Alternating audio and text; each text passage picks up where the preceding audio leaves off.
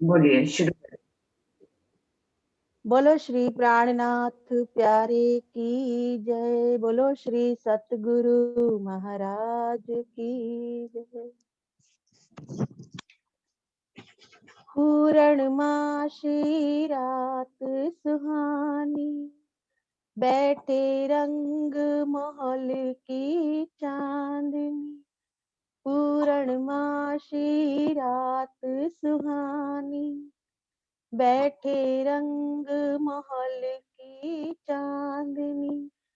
अपनी रूहें साथ लेके, धाम धनी धाम धनी धाम धनी धाम धनी। नूर भरी बैठक यहाँ पर सजी है, नूर भरी बैठक यहाँ पर सजी है। शीतल चंद्रमा की चांदनी है। चारों तरफों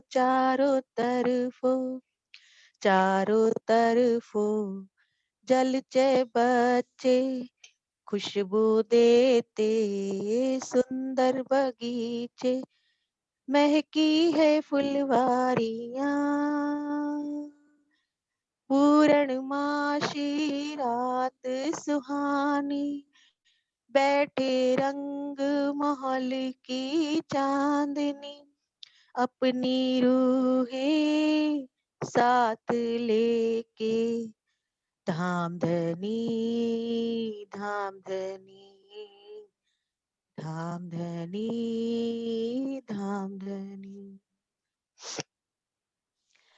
नूर से भरपूर चांद सितारे, नूर से भरपूर चांद सितारे।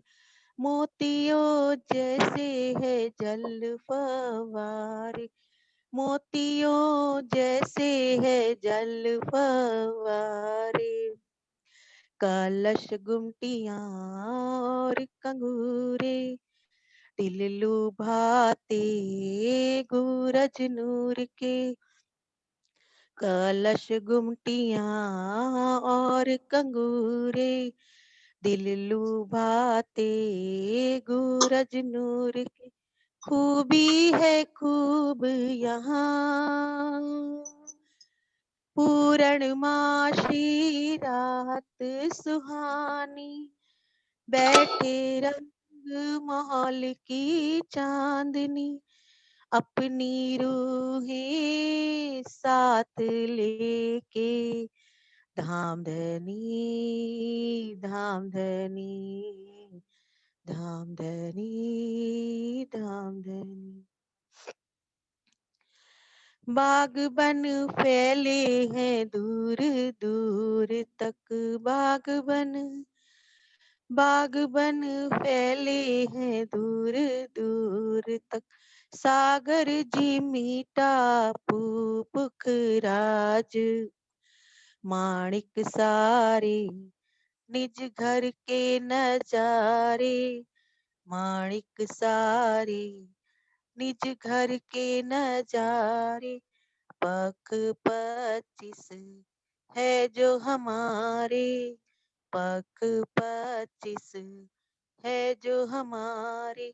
आते हैं नजरों यहाँ, पूर्णमासी रात सुहानी, बैठे रंग महल की चांदनी।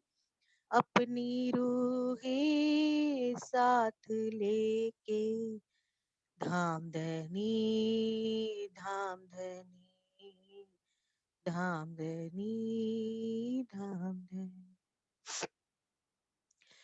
झिलमिल करता नूर सिंहासन, झिलमिल करता नूर सिंहासन। शोभित है यहाँ दुल्हा दुल्हन, शोभित है यहाँ दुल्हा दुल्हन। लेके सन्मुख रूहें अपनी, देते अमीरस आप धनी जी, लेके सन्मुख रूही अपनी। देते अमीरस आप धनी जी, सुखदाई है ये समान। पूर्णमासी रात सुहानी, बैठे रंग महल की चांदनी।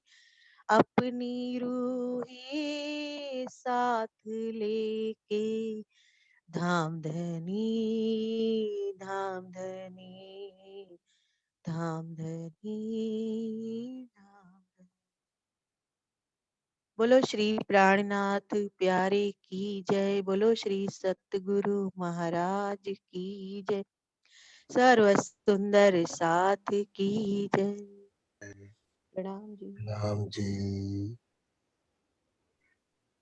प्रणाम। प्रणाम सुंदर साथ जी। प्रथम लागू तो चरण को, धने न छुड़ाइयो खीन। लाख तली लालेड़िया, मेरे जीव के ही जीवन। इन पाँव तले पड़ी रहूं, धनी नजर खोलो बातून। पलना वालों निरखो नेत्रे, मेरे जीव के ही जीवन। मेरे जीव के ही जीवन। बोलिए श्री प्राणनाथ प्यारे की जय। बोलिए श्री सद्गुरु महाराज की जय। प्रकाश हिंदुस्तानी ग्रंथ की जो है गुणों को फिराने का प्रकरण अभी भी चल रहा है, जिसमें सभी गुणों को फिराते हुए अभी लज्जा पर पहुंच गए हैं इंद्रावती जी, और बता रहे हैं कि हे लज्जा, तू लौकिक हो गई। यानी कि तूने कबीलों से अपनी लज्जा को रखा, संबंधों से अपनी लज्जा को रखा, लेकिन धाम धनी जब आए तो उनसे अपनी लज्जा को नहीं रखा। तुम नहीं समझ पा रही कि प्रीतम के सामने तुम शर्मिंदी हो गई हो, लेकिन संबंधों को तुमने निभाने का पूरा प्रयास किया। तो तुम्हें जबकि प्रीतम की तरफ अपनी लज्जा को ध्यान रखना चाहिए था कि मैं यदि उनकी पहचान नहीं करूंगी तो परम धाम में उनके आगे कैसे मुख उठाऊंगी। तो कहा कियो ते दुष्ट पापनी, ऐसी ना करे कोई। घर धाम धनी के आगे करी शर्मिंदी मोए। हे मेरी लज्जा, तुमको तो मैं दुष्ट और पापनी ही कहूंगी, क्योंकि तुमने ऐसा किया जैसा कोई भी नहीं करता है। घर धाम धनी के आगे प्रीतम के सामने मुझे तुमने शर्मिंदी कर दिया। अब शर्मिंदी कहूं मैं तो को, तू देख परातम सगाई। बड़ा अवसर पहले तू चूकी, अब फिर आई जोगबाई। वो कह रहे हैं हे मेरी लज्जा, हे मेरी शर्मिंदगी, अब मैं तुम्हें कहती हूँ कि तुम अपनी परातम की सगाई को पहचानो। बड़ा अवसर पहले जब धनीदेव चंद जी के रूप में आए धनी, तो नहीं पहचाना, पर अब फिर वो मेरे अंदर, इंद्रावती जी कह रही है, मेरे तन के रूप में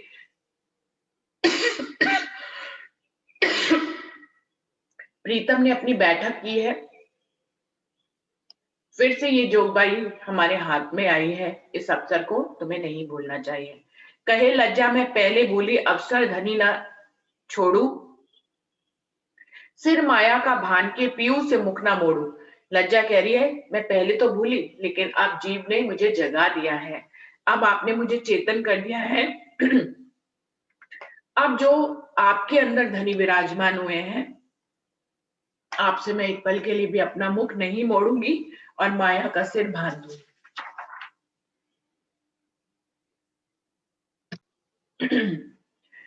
फिट फिट आशा तू भई माया की, बैठी मौजल में आए।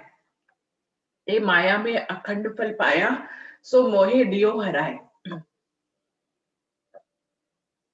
हे मेरी आशा, तुम माया की तरफ हो गई, मौजल की तरफ तुमने अपनी सारी उम्मीदें बांधी, जबकि मुझे अखंड फल इस माया में मिला था, पर तुमने मुझे अपने धनी के सामने हरा दिया। अखंड धनी फल छोड़ के निर्फल माया झूठ लई। ए सिर गुना हुआ जीव के तो को सिखापन न दई। ये मेरी आशा, ये मेरी उम्मीद, तुमने अखंड धनी के फल को छोड़कर इस माया से अपनी उम्मीद को लगाया, और ये सारा गुनाह जीव के सिर पे हुआ कि उसने तुम्हें सही से सिखाया ही नहीं।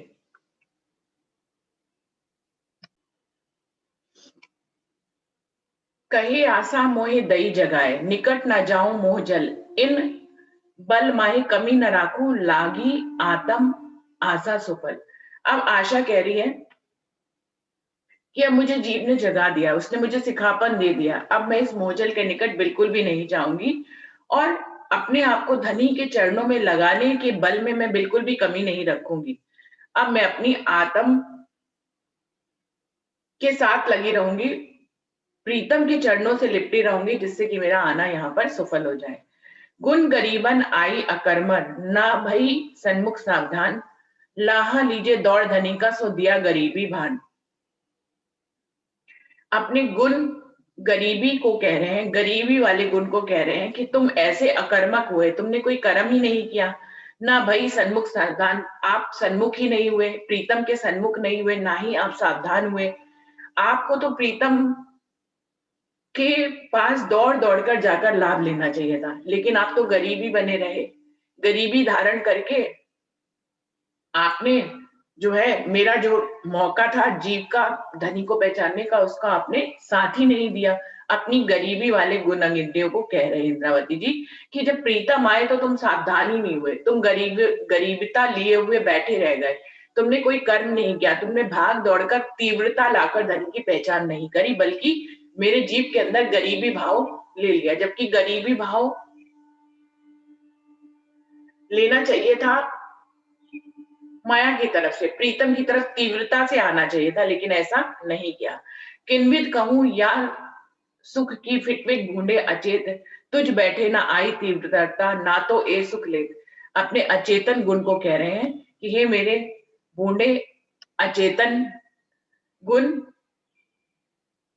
कितने सुख मिले थे मुझे इस माया में, लेकिन प्रीतम के आने के सुख को तुमने लेने ही नहीं दिया, तुम अचेती हुए बैठे रहे। तुमको जो है तीव्रता को आगे कर देना चाहिए था, अपनी अचेतन अवस्था को तुम्हें तीव्रता में बदलकर धनी की तरफ सन्मुख होना चाहिए था, लेकिन तुम अचेतन बने बैठे रहे, इसलिए तुम ये सुख नहीं ले पाए।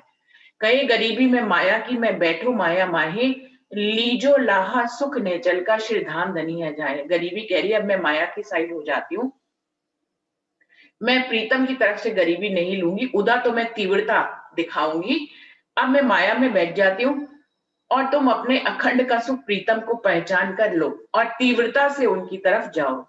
फिट फिट ढूंढी ना आई तीव्रता, मोहे मिले थे धाम धनी, ऐसा विलास खोया ते मेरा, बहुत बुरी करी धनी। अपनी तीव्रता को कह रहे हैं, हे मेरे तीव्रता तुझे धिक्कार है, जब धाम धनी आए तो तुम्हें उसके साथ तीव्रता से जाकर विलास करना चाहिए था, लेकिन तुमने ऐसे अखंड फल को खो दिया।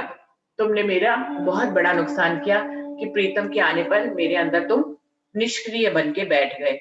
फिर अवसर आयो है मेरे, चित चेतन कीजिए बल, रात दिन जगाए जीव को, जिंदे मिलने पल। लेकिन अब ये अवसर दोबारा आया है, इंद्रावती के धाम हृदय में राजी महाराज दोबारा से विराजमान हुए हैं, तो अब चेतन हो जाओ। अपने जीव को कह रहे हैं, अपने चित्त को चेतन कर लो, इसी तरफ अपने बल को लगा दो, रात दिन जीव को जगाकर जिंदे मिलने पर एक पल के लिए भी अपने समय को व्यर्थ मत करो, और माया से मत मिलो। उस पल में हर पल हर घड़ी सिर्फ राज्य से ही मिलन करो।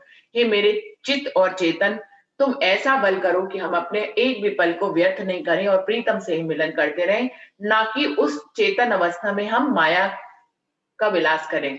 तो हमें माया की तरफ से अपने आप को हटाकर अपने चित्त और चेतन को प्रीतम की तरफ लगाना है। तुझ में बल है साव चेती, चित चेतन अति रोशन, परातम बस कर दे आत्मा, ना होए अंतराय एक खिन।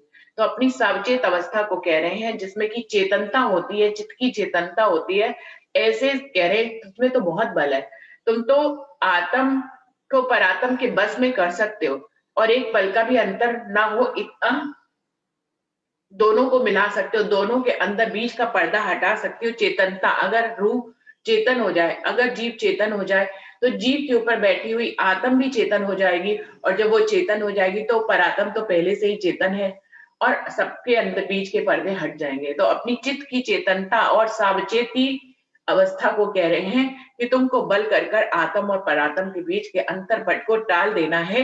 तुम में इतना बल है कि तुम ये कर सकते हो, सिर्फ चेतनता ही होने की तो जरूरत है। सुंदर सा जी, ये एक गुण यदि हर जीव के अंदर आ जाए, आज भी हमारे अंदर अगर हम चेतन हो जाए धनी के प्रति, तो लेकिन हमारी सारी चेतनता माया की तरफ है, माया के संबंधों को निभा रहे हैं, माया के काम कर रहे हैं, सारी चेतनता उस तरफ है। धनी की तरफ चेतनता करने के लिए हमारे पास बहुत कम समय है।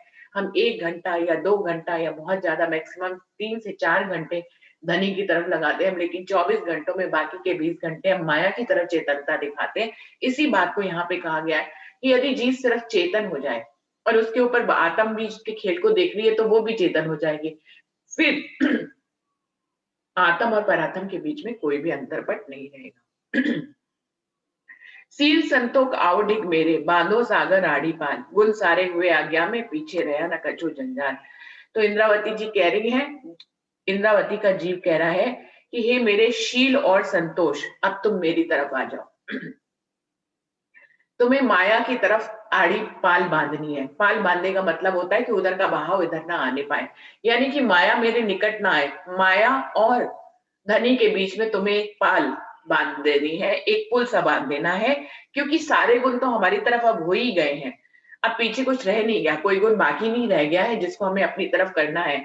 अब अंतिम अवस्था है कि हे मेरे शील और संतोष, तुम एक काम करो, माया और ब्रह्म के बीच में एक आड़ी पाल बांध दो, क्योंकि सारे गुण हमारे आज्ञा में हो गए हैं।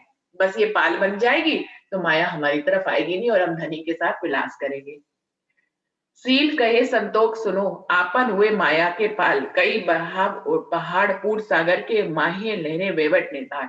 सील और संतोष आपस में बात कर रहे हैं और शील संतोष से कह रहा है कि सुनो भाई संतोष, हमें क्या करना है, अब माया की तरफ पाल बांध देनी है, क्योंकि माया का जोर इतना बड़ा है, उसकी लहरें पहाड़ जैसी इतनी बड़ी है कि किसी के पास कितने भी गुणंग इंद्री उसके सावचेत हों, वो कितने ही सावधानी से प्रीतम की तरफ लगा हुआ हो, लेकिन अगर माया का एक पूर आता है तो ये सारे ही गुणंग इंद्री बहकर माया की तरफ हो जाते हैं। माया माना कि सारे गुणंग इंद्री जीव के अंडर कंट्रोल में हो गए हैं।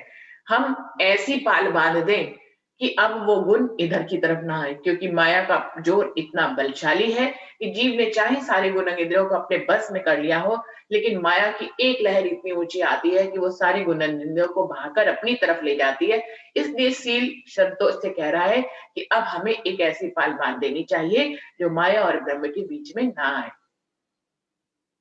भमरिया माहे बेशुमार, लहरा में समान, मच लड़े बड़े मौजल के, करनी पाल स्थाम। सील और संतोष आपस में कह रहे हैं कि हम इस माया रूपी सागर में बहुत सारी भमरियां हैं, जिसमें जो है जीव की नैया जो है वो डूब जाती है बार बार। पर्वतों जितनी ऊंची ऊंची लहरें रहती हैं, जिसमें बहुत सारे मगरमच्छ रहते हैं, जो हमारे संबंधों के होते हैं, हमारे खुद के गुणंग इंद्रियों के होते हैं, हमारे मन रूपी अबलीस के होते हैं, जिसमें जीव जो है वो फंस जाता है। वो कह रहे हैं ऐसे समय पे हमें ऐसी पाल बांधनी है। अब बांधनी पाल खरी करनी, जो न खसे लगार, पीछे जल जोर बढ़ा ऊपर अपने, तब सामी शोभा होसी अपार। वो कह रहे हैं अब हमें ऐसी पाल, खरी पाल बांधनी है कि कोई कितना भी बल गुणंग इंद्रियां कर ले, माया कितना भी बल कर ले, लेकिन वो एक सूत भी खसके ना, ऐसी पाल बांधनी है।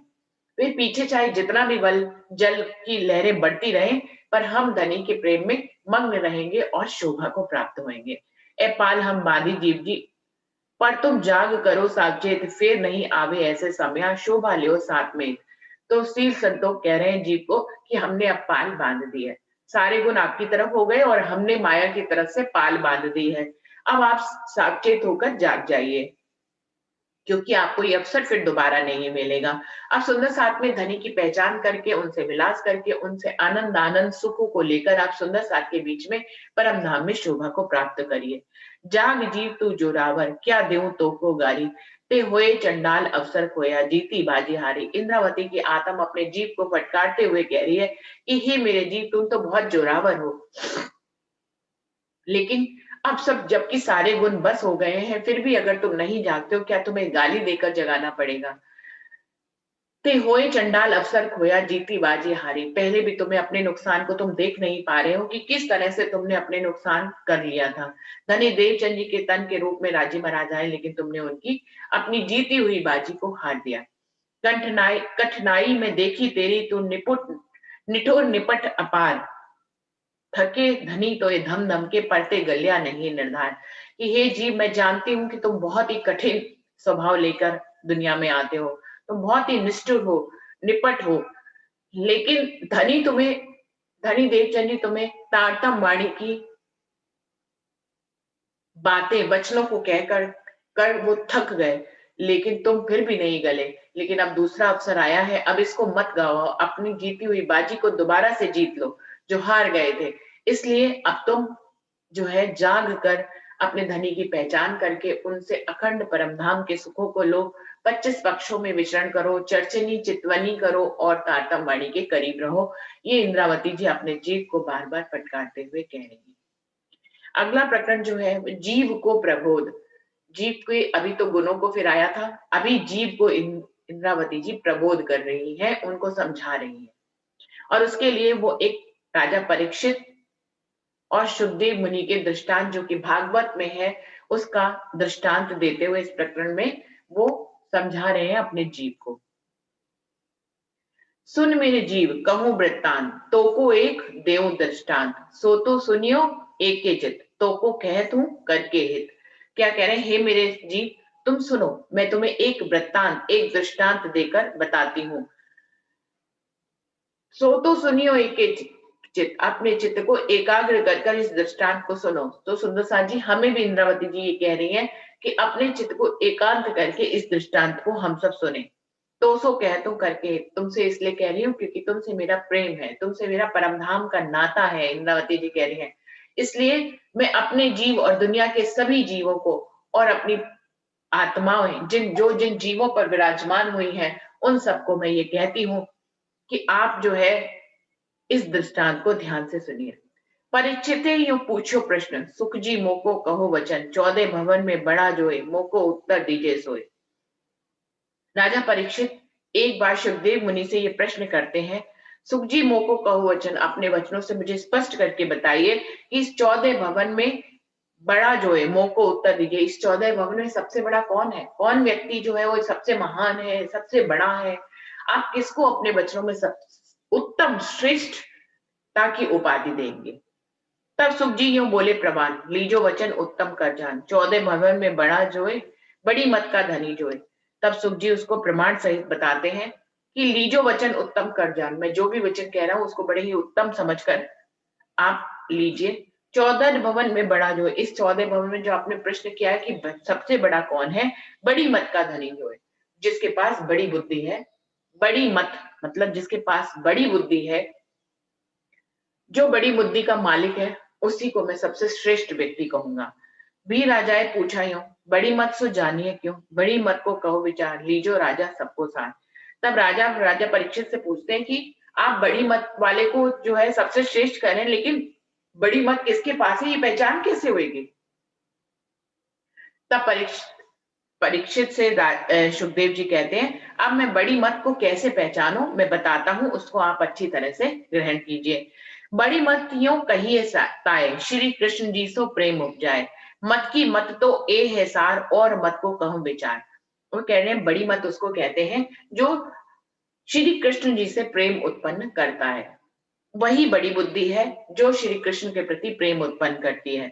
और जितनी भी मतें हैं उनके बारे में भी बताता हूं, लेकिन ये मत सबसे श्रेष्ठ है जो श्री कृष्ण के प्रति प्रेम उत्पन्न करती है। बिना श्री कृष्ण जेती मत, सो तू जानियो सबे कुमत तो कहिए किनको, सबसे बुरी जानिए तिनसो। वो कहते हैं जो बुद्धि श्री कृष्ण के प्रति प्रेम उत्पन्न नहीं करती है, उसके अलावा जितनी भी बुद्धियां हैं उन सबको तुम बुरी बुद्धि मानो। और बुरी बुद्धि किसको कहें, बल्कि उसको कहें बुरी बुद्धि जो सबसे ही बुरी होती है, सबसे बुरी जाने दिन को, इसको सबसे बुरी ही कहते हैं जो श्री कृष्ण के प्रति प्रेम ही उत्पन्न नहीं करती है। ऐसे तुमको कहा वृत्तांत, सो भी राजा तो को कहूं दृष्टांत। सुन राजा कहूं सो जुगत, जासो पहचान होवे दो मत। अब मैं तुम्हें वो वृत्तांत कह रहा हूं सुखदेव जी कहते हैं, हे राजा तुम सुनो उस दृष्टांत को जिससे तुम्हें दोनों प्रकार की बुद्धियों की अच्छी तरह से पहचान हो जाएगी। श्री कृष्ण जी सो प्रेम करे बड़ी मत, सो पहुंचावे अखंड घर तित, ताए आड़ो ना आवे भवसागर, सो अखंड सुख पावे निज घर। श्री कृष्ण जी से जो बड़ी बुद्धि प्रेम करती है, जो भी बड़ी बुद्धि वाला व्यक्ति है और वो श्री कृष्ण जी से प्रेम करता है तो वो अखंड घर पहुंच जाता है।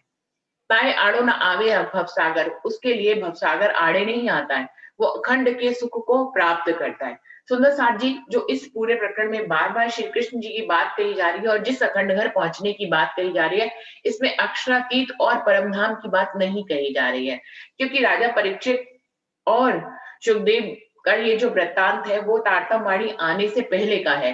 तो उस समय तक जागृत बुद्ध या निज बुद्ध नहीं आई हुई थी, तो अक्षरातीत का ज्ञान अभी ब्रह्मांड में फैला नहीं था। लेकिन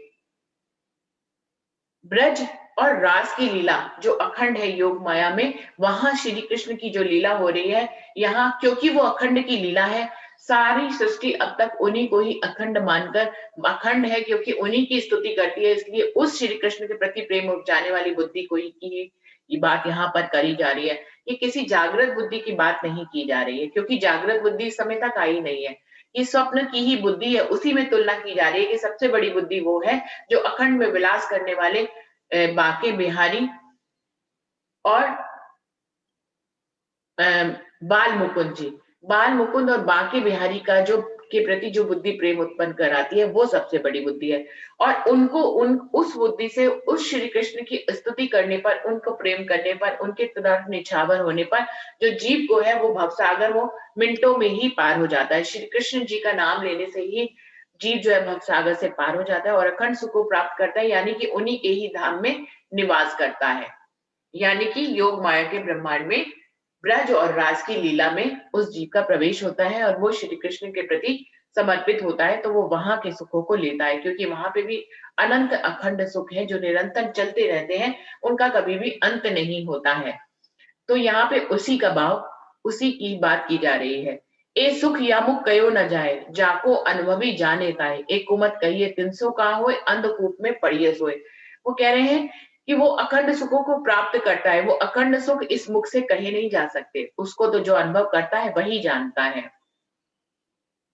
और कुमत किससे कहते हैं, कुमत किसको कहते हैं, उससे अंधकूप में पड़िए सोए।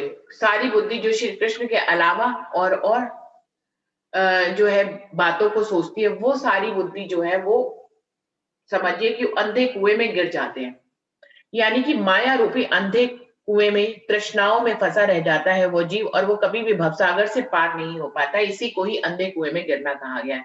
तो यानी कि जिस नाम के अंदर अक्षरातीत ने जो है लीला करी, और वो लीला जो कि ब्रज और रास की अखंड हुई है, जिसको प्रतिबिंबित लीला कहेंगे, यानी कि योग माया के ब्रह्मांड में अब अक्षरातीत का कोई आवेश नहीं है। उस ब्रज और रास लीला जो अखंड कर दिया अक्षर ब्रह्म ने, उसकी लीला का भी जो ध्यान करता है, उस श्री कृष्ण का जी भी जो ध्यान करता है, वो पल भर में ही अखंड में पहुंच जाता है और भवसागर पार कर लेता है। उसके अलावा कितने भी इष्टों को मानिए, ये स्पष्ट इस भागवत के इस प्रकरण में स्पष्ट कर दिया गया है कि इसके अलावा किसी भी भगवानों को मानिए, आपको सिर्फ वैकुंठ तक की 4 प्रकार की मुक्तियां ही मिलती हैं, अखंड मुक्ति नहीं मिलती है। अखंड मुक्ति सिर्फ श्री कृष्ण जी को प्रेम करने वाले बुद्धि वाले व्यक्ति को ही मिलती है। बाकी जितनी भी मुक्तियां होती हैं, जिनका मैंने अपने एक वीडियो में भी वर्णन किया है, कि वो सब जो है वैकुंठ की मुक्तियां होती है जो महाप्रलय में नाश हो जाती है। सब दुखों में बुरा ये दुख, कुमत करे धनी सो वे मुक्के, तो कहूं या दुख को विस्तार, जाके उल्टे अंग इंद्री विकार। वो कह रहे हैं कुमत, बुरी बुद्धि का जो दुख है वो सबसे बड़ा दुख है, जो धनी से बेमुख कर देता है। के तो कहूं, इस दुख का विस्तार मैं आपको कितना कहूं, इसके इस दुख में तो, इस बुद्धि में, कुमत में तो सारे गुण अंग इंद्री ही उल्टे हो जाते हैं।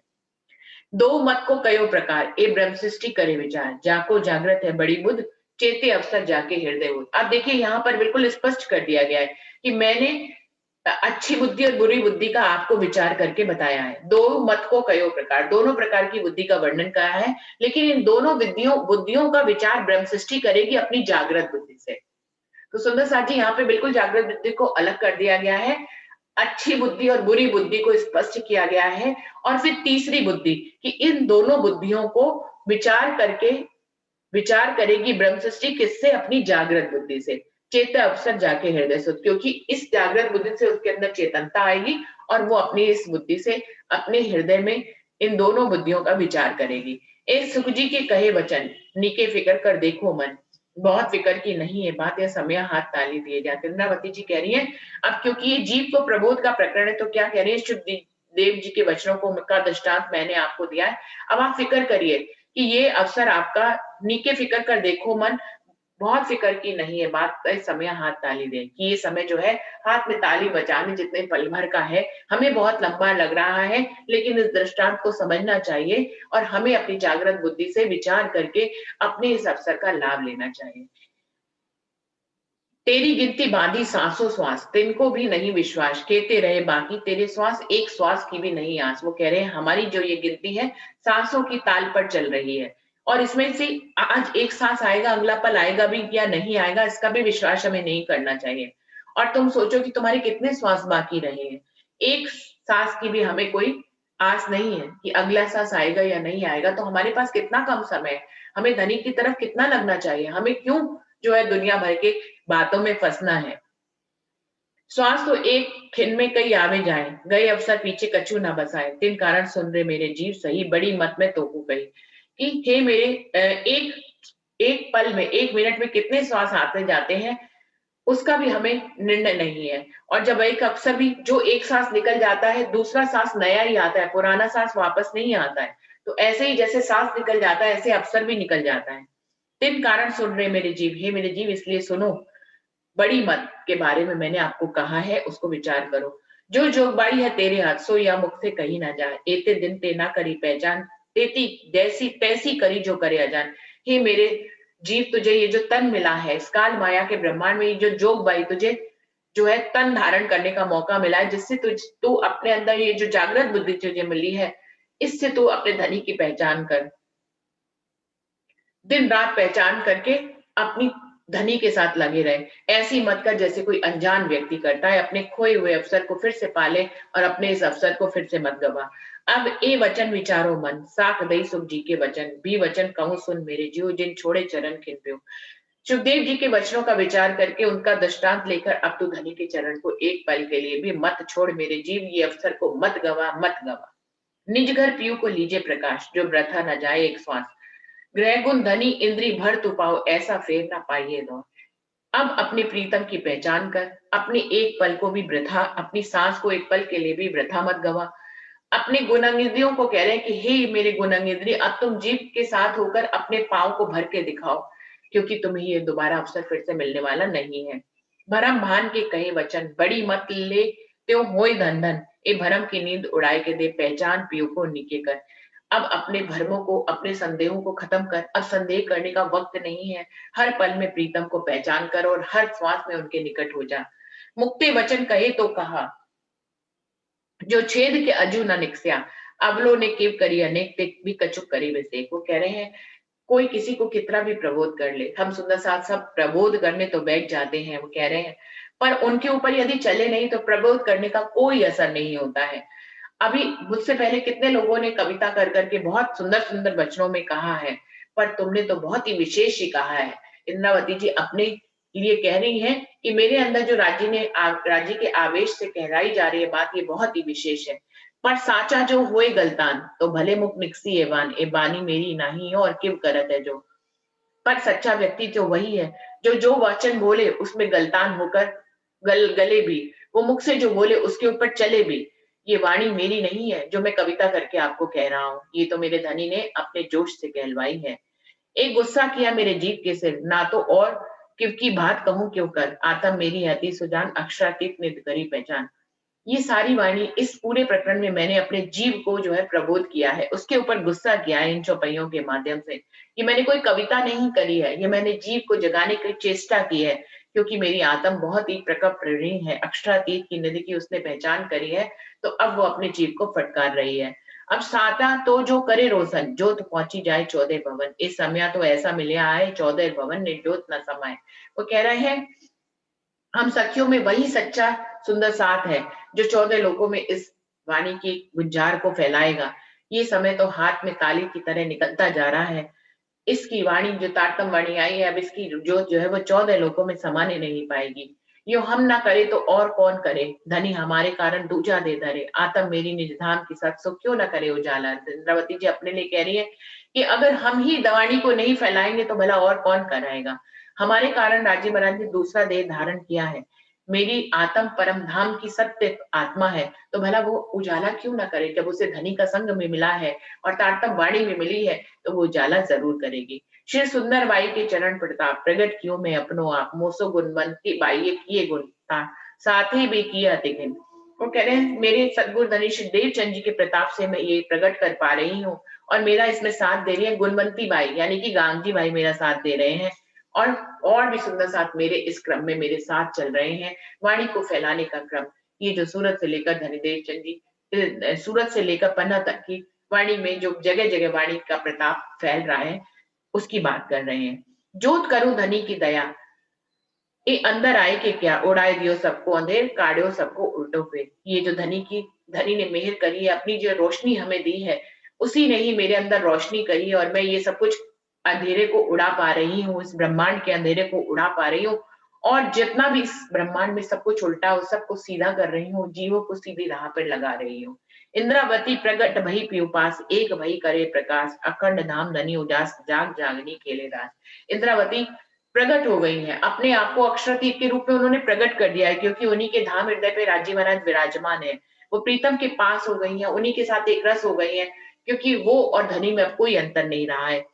अब धनी का उजाला वो पूरे ब्रह्मांड में कर रही हैं, और इस प्रकार से वो अपनी जागनी रास प्रीतम के साथ बड़े ही प्रेम से खेल रही हैं। सुंदर साथ जी, जागनी रास क्या है? जब हम प्रीतम की पहचान कर लेते हैं, उनके ऊपर समर्पित हो जाते हैं, उनकी जो है शोभा और सुंदरता को अपने हृदय में बसा लेते हैं, और फिर जागनी रास खेलते हुए वाणी का उजाला पूरे ब्रह्मांड में करते हैं, अपने जीव को जगाते हैं, और सुंदर साथ को भी जागने में मदद करते हैं, तो ये जागनी रास पूरी हो जाती है जो इंद्रावती जी खेल रही हैं। और यही प्रबोध हम सबको दे रही हैं कि सब जीवों को जाग कर आगे होना चाहिए।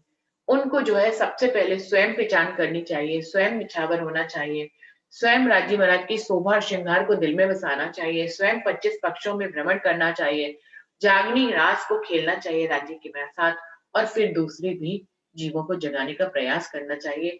तो इस प्रकार जागनी रास का चक्र जो है वो कंप्लीट पूरा हो जाता है, जो इंद्रावती जी ने करके दिखाया हम सबको, और हम सबको भी प्रबोध दे रही है।